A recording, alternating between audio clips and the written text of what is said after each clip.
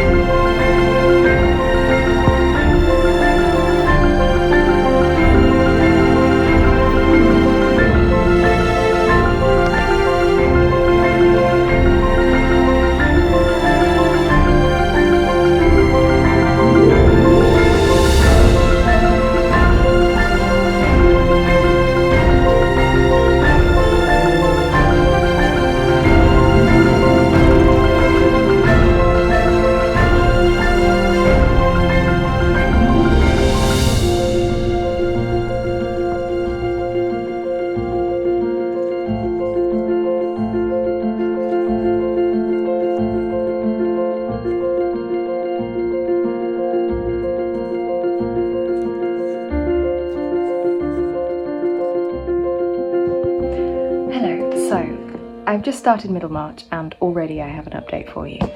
This is difficult. I know everyone's intimidated by classics, and this one more so for the size intimidated me than the actual writing, but my goodness, this is hard going. I am only 4 pages in and already I'm thinking I'm having a mental workout. I am familiar with classics. This is not the first time I've tried anything like this. I read a lot of complicated books and I'm pretty well versed in the English language, but this is very hard going, so I will persevere. I think I'll get into it and really enjoy it, but goodness, what a start.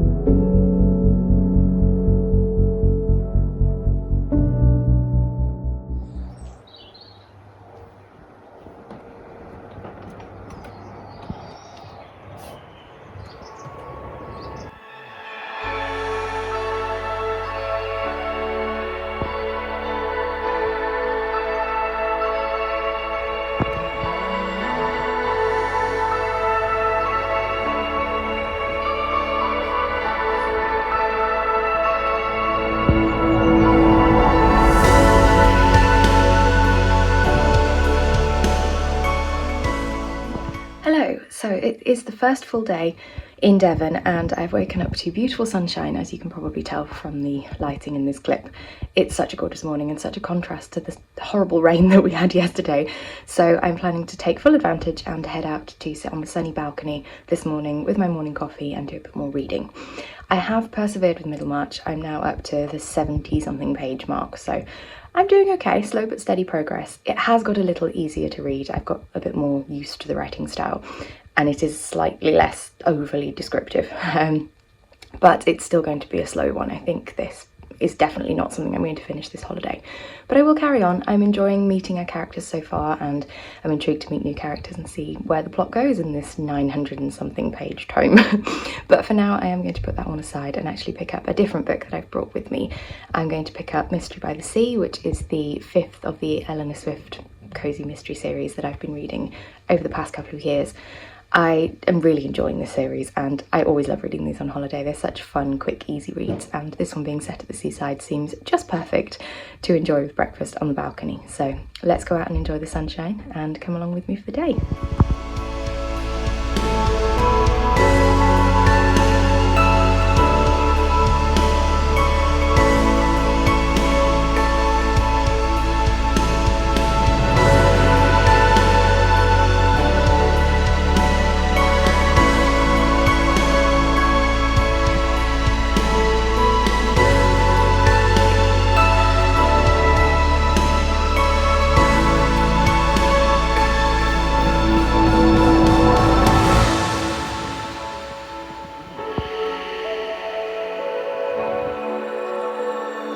After a very successful couple of hours of reading on the balcony, I am well and truly sunned and windblown, definitely windblown, but I've also read a good 200 pages, give or take, of my book, which I'm really enjoying.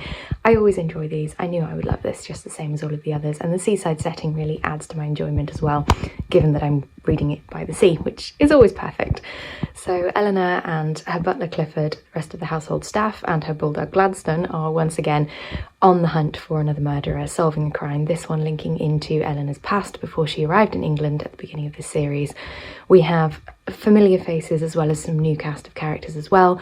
We have descriptions of the Brighton springtime seaside scenery as well, so I'm thoroughly enjoying this plot and look forward to reading a little bit more probably later on this evening. But for now, I'm heading out for a walk on the beautiful cliff tops, enjoying some more sun and scenery, I am sure. So come along with me and enjoy the best of what Devon has to offer us. Let's go and explore.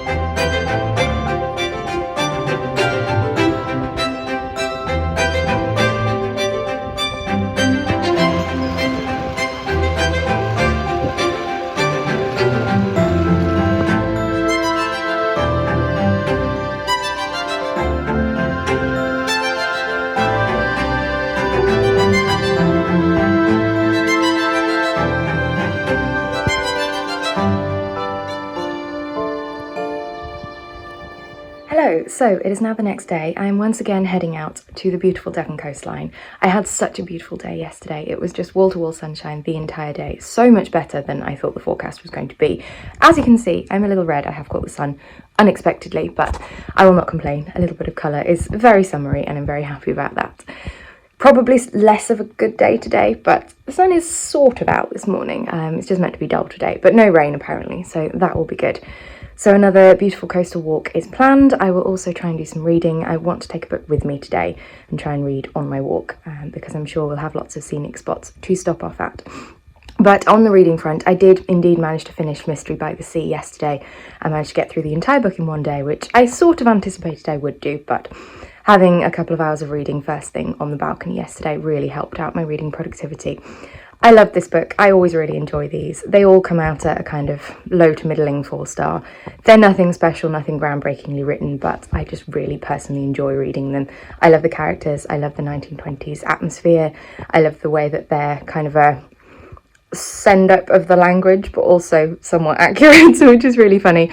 And I thought this one had a particularly interesting story linking into some of Eleanor's past, and it was a satisfying conclusion, I think, to the story and enables the overarching plot to continue in the following books.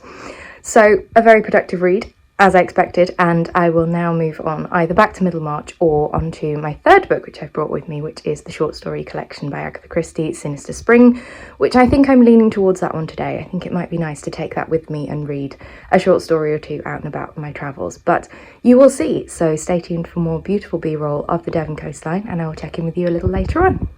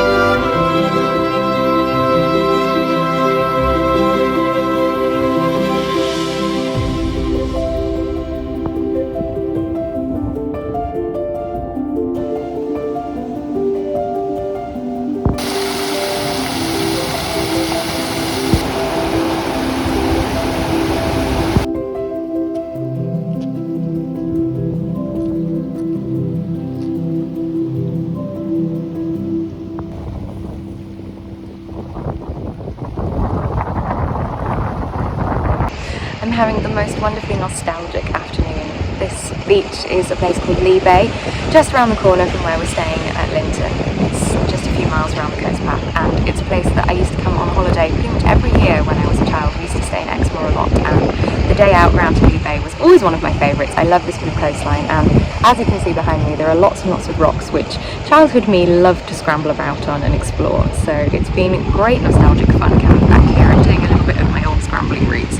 I still remember some of the places I used to go. It's great fun. And I've also been sitting on this rather windy, beautifully positioned rock, looking out over the sea and reading the next story in my book.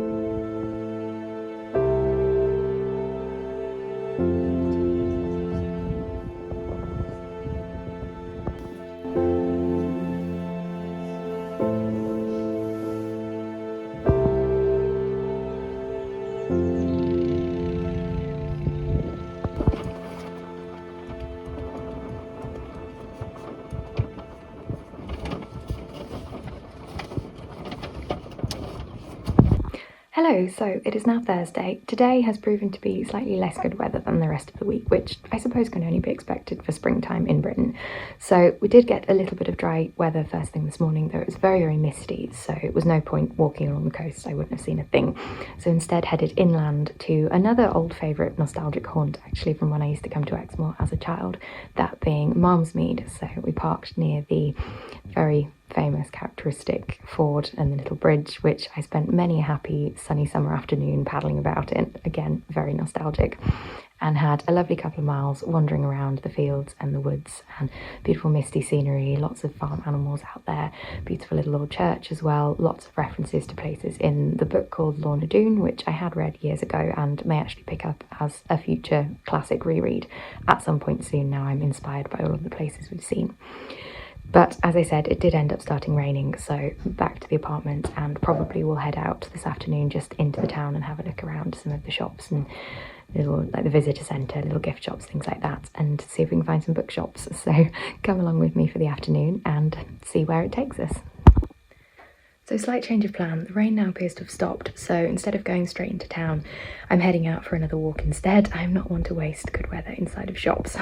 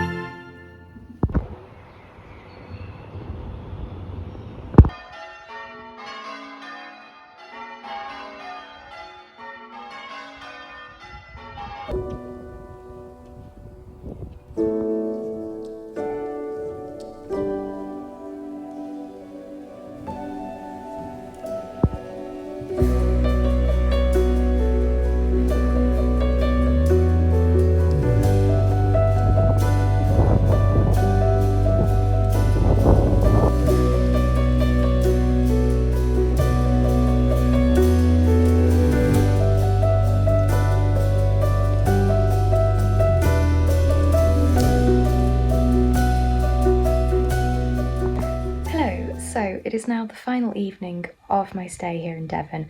I'm so sad that this trip is over. It's been absolutely beautiful. I feel like it's a strange feeling because most of my trips I've been on recently have been very short breaks, as in just 1 or 2 nights. So this has felt a lot more extended and a lot slower pace and has given me a lot more time to enjoy myself than those previous trips. However, compared to my usual week-long holidays, it does feel like it's ended a little soon. So I'm not really sure how I'm feeling about this right now, but regardless, I'm very sad that it's over and I'm really going to miss this beautiful apartment. I've had such a good time staying here, especially the view from the balcony has just been so special. I had another lengthy evening out on the balcony this evening, enjoying the last of the daylight, and in fact it was pretty much dark. It was 9 o'clock by the time I came in. I'm since showered and enjoying a lovely cosy evening of reading in this beautiful bedroom as well. So apologies for my slightly red face. The shower is spectacularly hot here, but very much worth it, as was the beautiful bath that I had yesterday. I think I showed you a short clip of the gorgeous clawfoot bath. It's literally my bathroom dream to have a bath like that in the future. Anyway, that aside, my extended trips to the balcony for reading purposes have proven to be very productive. Last night I made a good chunk, a bit more progress through Middlemarch. I am now up to part 3, so I've read about 250 pages on this trip, which, considering how tough going it is, I'm reasonably pleased with, and I have read the majority of 2 other books as well. So I think this week, as always, has been rather productive on the reading front. In terms of Middlemarch, I'm getting into it a little bit more. The writing style has settled down and it is absolutely beautifully written. I think the use of language in this is one of the greatest merits of the story, but I do wish it just would take a little bit less description and less time to actually get to the point. I feel like we've got through this 250 pages and it could have been condensed into about 50 and I would be none the wiser. I don't think the extra detail is necessarily needed, but it does set a tone for how stories were written in the day, and I do love hearing the language. It's just, as I say, a little tough going in terms of concentration, and for me, being quite a fast reader, it's difficult to slow myself down so much and immerse myself in all of this detail, but I am enjoying it more than at the very start, so I am going to persevere and just continue to split it up with other books over the next week or so, however long it takes me to finish it. The other book that I've made a good amount of progress with is Sinister Spring by Agatha Christie. I actually only have 1 story left in this now. I've read a lot of stories today and I'm thoroughly enjoying this one. It's such a beautiful book. I love all things Agatha Christie. As you know, if you've watched any of my videos, I talk about her all the time. She is one of my favourite crime authors, and I always find these stories just so easy to read and also beautifully written, but not in a difficult way at all. I love these, especially being short stories, how quick and captivating the plot is and how you read 15-20 pages and a whole new story and a whole new world is opened up to you. And I just find the characters also wonderful in this. I love these collections because we get to experience all of Agatha Christie's detectives within one book. So we've had Poirot, we've had Miss Marple, we've had Tommy and Tuppence, we've had Mr. Satterthwaite and Mr. Quinn, we've had all sorts of characters in this, some without any detectives at all. And there was a particularly interesting one featuring a kind of revenge story from an opera singer, which I really liked. So they're all brilliant. I couldn't possibly pick a favourite story, but I have been interested actually to see that a few of these I've seen as adaptations as well. So the Poirot and the Marple ones, I've seen a couple of them adapted into full-length features, which is quite interesting to make, as I say, a 20-page story last 2 hours. But somehow it's worked, and it's interesting to see the original material. So 1 story left, as I say, in this one, which I probably will read first in the morning before we go. I want one last little trip out to the balcony, unless it's raining. I don't actually know what the weather's doing tomorrow, I haven't checked, but probably I will try and have one last walk as well in the morning over the moorland somewhere before heading home in the afternoon. And then that will be that. But for now, we'll stop rambling and check in with you again in the morning and show you the last day of my trip.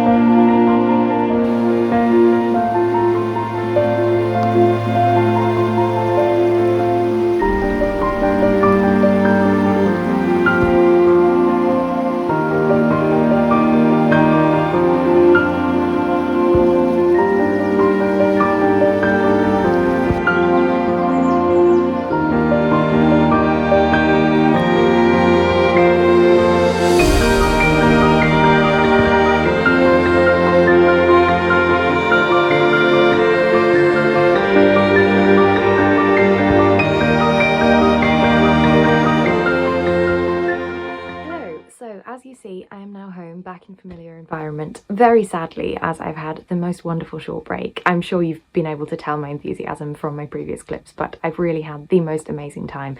The nostalgia factor made it just 10 times better for me, and those views and that beautiful apartment we stayed in, everything has just been perfect. So I'm really, really sad that it's all over, but I have had a wonderful time, and I hope you've enjoyed coming along with me. And I have also been very productive in terms of my reading. So as you will have seen, I've completed both of these books. I finished the last story of Sinister Spring this morning. Both of these were really, really highly rated.